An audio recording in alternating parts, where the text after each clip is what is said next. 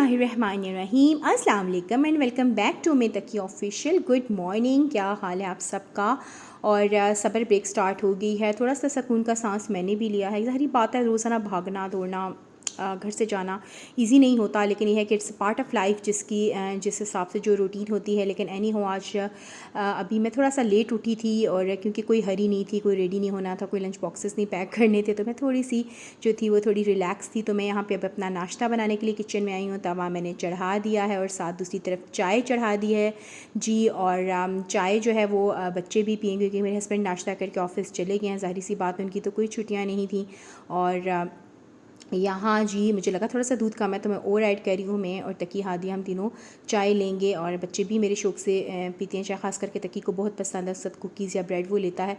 तो अभी हादिया जो थी वो थोड़ा सो रही थी, और मैं और तकी थे, तो मैंने 2 स्लाइसेस अपने लिए कर लिया और एक तकी के लिए वो जैम ब्रेड लेगा। और मैंने लेना था जी ब्रेड के साथ ऑमलेट। और कभी कभी फुर्सत होती है ना, तो वैसे तो कभी अंडा खाने का अगर मेरा दिल होता है तो फ्राइड एग ही बना लेती, लेकिन ऑमलेट का टाइम नहीं होता। लेकिन क्योंकि आज छुट्टी थी, तो इस वजह से मैंने सोचा कि चलो आराम से अपने लिए आज ऑमलेट बना लेती हूँ। दूसरी तरफ मैंने चाय जो थी वो रख दी थी स्लो आंच पे, ताकि साथ साथ बनती जाए। तो यहाँ ब्रेड जो है वो टोस्ट हो गई है, उसको मैं निकाल लूँगी।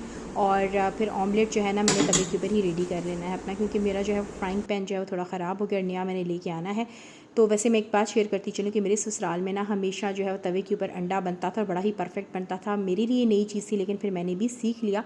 आप वक्त और हालात के मुताबिक और चीज़ों को आप सीख लेते हैं, आप ढल जाते हैं। तो यहाँ ऑमलेट मैंने बना लिया था उसी रेगुलर तरीके से जी। नमक डाल दिया था, लाल मिर्चें, और बल्कि लाल मिर्ची मैंने आज काली मिर्च वाला ऑमलेट बनाया था। साथ में हरी मिर्च मैंने ऐड की थी, थोड़ी सी तीखी थी तो मैंने काली मिर्च डाल दी। साथ में हरा धनिया, तो बड़ा ही अच्छा लगता है ऑमलेट में। और थोड़ा सा अनियन टोमाटो यहाँ पे थोड़ा सा मैं इसको साइड से थोड़ा सा रिलीज़ करने की कोशिश कर रही थी, और ये देखिए वही हुआ ना जो होता है हमेशा। तो ऑमलेट टूट गया, लेकिन नो वरीज़, ये दोबारा से अंडा है, बाइंडिंग हो जाएगी। तो कोई भी ऐसे मसले वाली बात तो नहीं है। मैंने अपने लिए बनाना था, कोई मेहमान तो थे नहीं कि मुझे परफेक्ट बनाना। तो ये आज का मेरा नाश्ता है जी। मैं नाश्ता एंजॉय किया मैंने, और अब मैं आपको लेके चलती हूँ बेडरूम में। और मैं जो हूँ यहाँ पे बेडशीट चेंज करी, क्योंकि ईद में भी 1-2 दिन हैं, तो इसलिए मैं भी नई बेडशीट्स तो नहीं डालूंगी ईद के लिए, क्योंकि आपको पता है बच्चों वाला घर है और बेडशीट से हैं वो बच्चे फिर रफ़ यूज़ करते हैं। आजकल छुट्टियां घर में उछलते हैं कूदते हैं, खाना भी कभी कभी ले जाते हैं। तो अदरवाइज़ ये है कि फिर गंदी हो जाएंगी ना अभी से। तो मैं यहाँ पे देखें जी बेडशीट चढ़ा रही हूँ। और यहाँ मैं आपसे हमेशा जो है वो शेयर करती होती हूँ कि नोट्स मैं ऐसे लगाती हूँ, और मेरी हेल्पर थी कराची में रज़िया लामिया, उसको खुश रखे। आप किसी से कोई भी चीज़ सीखते हैं और हमेशा आपको याद रहती है, और किसी को अच्छी बात सिखाना भी सदका जारिया है। तो लामिया रज़िया को खुश रखिए, उसने मुझे ये प्रॉपर डेमो करके दिखाया था कि बाजी अगर इलास्टिकेटेड बेडशीट्स ना हो तो उन किस तरीके से नॉट्स लगाए जाते हैं। और तब से अब तक मैं इस चीज़ को फॉलो करती हूँ, और आप यकीन जाने कि बड़ा ही ज़बरदस्त किस्म का तरीका है ना।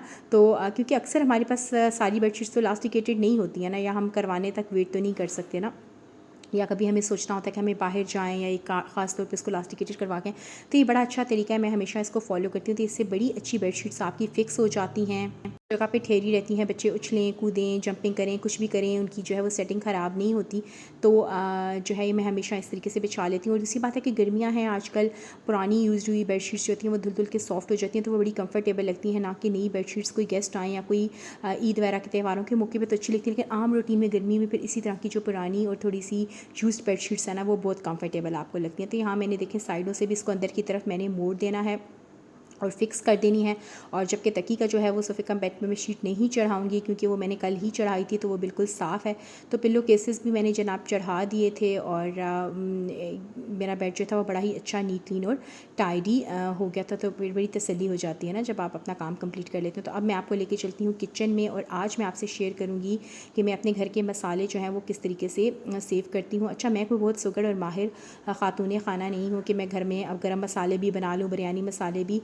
हमारी बहुत सी यूट्यूबर बहनें हैं जो बहुत अच्छी अमूर ख़ानदारी में बहुत सी ताक हैं, बड़े नामवर नाम हैं जो ये चीज़ें कर लेती हैं। लेकिन मैं अगर अपना बताऊँ तो मैं जो बहुत बेसिक चीज़ें ही कर पाती हूँ, क्योंकि मेरे पास इतना टाइम भी नहीं होता। तो यहाँ पे लेकिन मैं जो हूँ अपना ज़ीरा और खुश धनिया हमेशा इस तरीके से भून के अपने घर में ही इनको मैं कभी भी मैं बाहर से ग्राइंड किया हुआ नहीं लेके आती, या वो मैं यूज़ नहीं करती बाहर के मसाले में घर ला के इसको बहुत अच्छे तरीके से खुश धनिया को, आपको पता है पैकेट वाले तो खैर साफ़ ही होते हैं। मैं पीसीसी से लेके आई थी, और वो बहुत अच्छी क्वालिटी की इनकी होती है और साफ़ सुथरी होती है। इनको फिर भी मैंने झटक लिया था थोड़ा सा कि कोई कंकर वगैरह अगर हो तो उनको मैंने निकाल लिया था। और इसके बाद इसको देखिए मैं तकरीबन ना पैन या तवे पर आप इसको ड्राई रोस्ट कर लें तो ये बहुत ही अच्छा हो जाता है, बड़ा खुशबूदार हो जाता है, और खानों में इसका फ्लेवर बहुत ज़्यादा बढ़ जाता है। तो मैं हमेशा इसी तरीके से घर ला के उनको साफ़ करके इस तरीके से फिर मैं भून के रख लेती हूँ और कुछ मैं साबुत रख लेती हूँ, कुछ को ग्राइंड कर लेती हूँ यूज़ के हिसाब से।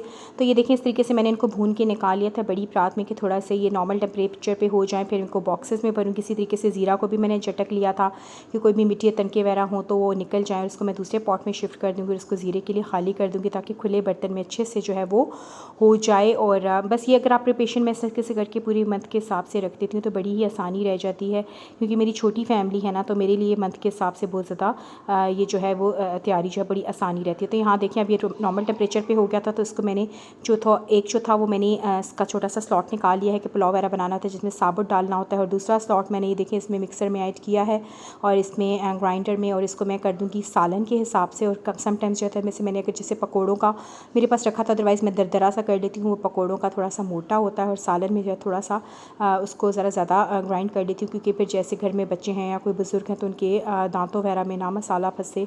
तो ये हिसाब से मैं इसका जो है ये वाला स्लॉट जो है वो मैं अब करी के लिए रेडी कर रही हूँ, तो मैं इनको निकाल लूँगी। और यहाँ देखिए अब एक स्लॉट निकला है तो उसको मैं बॉक्स में भर दूँगी और इस तरह से मैं इसकी बाकी की जो लेफ़्ट ओवर जो है वो भी इस तरीके से ग्राइंड करके रख लूँगी। तो मेरे पूरे महीने का मसाला रेडी हो गया। मैं आपको दिखाई थी कि देखें ये मेरे पास जो है वो सालन का है, ये होल है, और ये जो मैंने ज़ीरा जो है वो भून के रख लिया। तो यहाँ मैं आपको लेके चलती हूँ। आज मैं बना रही हूँ अरवी गोश्त। इसके 2 मीडियम मैंने प्याज ले लिए हैं और उनको मैंने ऑयल पे चढ़ा दिया। देखें जो है ये मीट जो है वो थोक कर लिया है। नमक, मिर्च, हल्दी है, खुश्क धनिया, ज़ीरा आपके सामने जो भी भुना था, अदरक लहसुन का पेस्ट। यही घर में रूटीन की कुकिंग में तो आपको पता है यही बेसिक मसाले यूज़ हो रहे थे। हाँ, कोई गेस्ट आ रहा हो तो फिर थोड़ा सा ये कुछ हिसाब से स्पाइसी या कुछ बाहर के मसाले ऐड कर दिए जाते हैं। और यहाँ देखिए जैसे ही प्याज थोड़ा सा लाइट गोल्डन होना स्टार्ट हुआ तो मैंने इसके अंदर जो है वो मीट ऐड कर दिया और इस स्टेज पे इसको 1 मिनट के लिए मैंने भूनना है अच्छे तरीके से। और जब इसका कलर अच्छे से चेंज हो गया, थोड़ा भुना गया, तो अदरक लहसुन का पेस्ट जो है वो भर के डाल दिया है। और मैं यूजुअली जो है वो होममेड अब नहीं बना पाती अदरक लहसुन का पेस्ट, और मैं बनाई ले आती हूँ तो बड़ा अच्छा रह जाता है, ईजी रह जाता है मेरे लिए। कभी टाइम हो तो बना भी लेती हूँ। यहाँ जी देखिए जी मेरे पास 2 से 3 मीडियम टमाटर थे, काट लिए हैं। अरवी है उसको छीलूँगी। यहाँ जैसे गोश्त थोड़ा सा भुना अदरक लहसुन के साथ, तो मैंने मसाले ऐड कर दिए हैं और मसाले ऐड करके 1-2 मिनट के लिए भूनेंगे कि ज़रा सा जो मसालों का कच्चापन है वो थोड़ा सा जो है वो ख़त्म हो जाए और थोड़ा सा उसमें जो है वो कच्चापन ना रहे। तो इसके बाद टमाटर ऐड कर दिए, इसको हल्का सा भूनना और पानी दे के प्रेशर लगा दिया था। अब देखें प्रेशर खुल गया। यहाँ ये शॉर्टकट स्टेप है जो मैं फॉलो करती हूँ। यहाँ अगर आप चाहें तो उसको अच्छे से भूनें जब तक ऑयल निकला है, उसके बाद अरवी ऐड करें। लेकिन क्योंकि मेरे पास इतना टाइम नहीं है और काम भी इंतज़ार कर रहे होते हैं, तो मैंने अरवी को जो है इसी स्टेज पे डाल दिया। अब ये होगा कि साथ साथ जो है वो कोरमा भुनेगा इसका सालन का, और साथ साथ जो है अरवी भी भुन जाएगी। और ये वो स्टेज है देखें जब ऑयल छूट के अच्छे तरीके से टमाटर प्याज इसके अंदर गल के भुने गए हैं, तो इस स्टेज के ऊपर अब मैंने इसके अंदर ऐड कर देना है पानी, और जितना मैंने इसके अंदर शोरबा रखना है तो फिर ये मेरा अरवी गोश्त रेडी हो जाएगा। जी ये देखिए मैंने अरवी गोश्त बना दिया। ऊपर मैंने हरा मसाला डाल दिया, गरम मसाला डाल दिया और हरी मिर्चें काट के डाल दी। और ये शोरबे वाला ही अच्छा लगता है, आप चाहें तो कम शोरबा भी बना सकते हैं। तंदूर की रोटी के साथ भी बहुत मज़े का लगता है, घर की चपाती के साथ भी और बॉयल्ड राइस के साथ भी। खैर हम तो घर की चपाती के साथ खाएँगे। तो ये था मेरे आज की कुकिंग कि मैंने आज खाने में क्या बनाया। तो आज बना था अरवी गोश्त।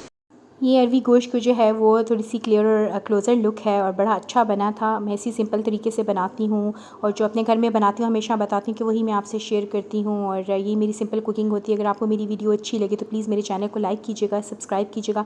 मैं रूटीन बेस पे डेली बेस पे वीडियो नहीं बना पाती due to shortage of time, लेकिन अब मैं कोशिश करूँगी कि मैं अपनी चैनल पर जो है वो रूटीन में वीडियोज़ बना पाऊँ और टाइम पर बना पाऊँ। तो ये थी मेरी आज की शेयरिंग। अगर आपको अच्छी लगे तो प्लीज़ लाइक भी कीजिएगा और सब्सक्राइब कीजिएगा। और मिलती हूँ आपसे नेक्स्ट वीडियो में। तब तक के लिए अल्लाह हाफ़िज़। अल्लाह सबको अपनी अमान में रखे।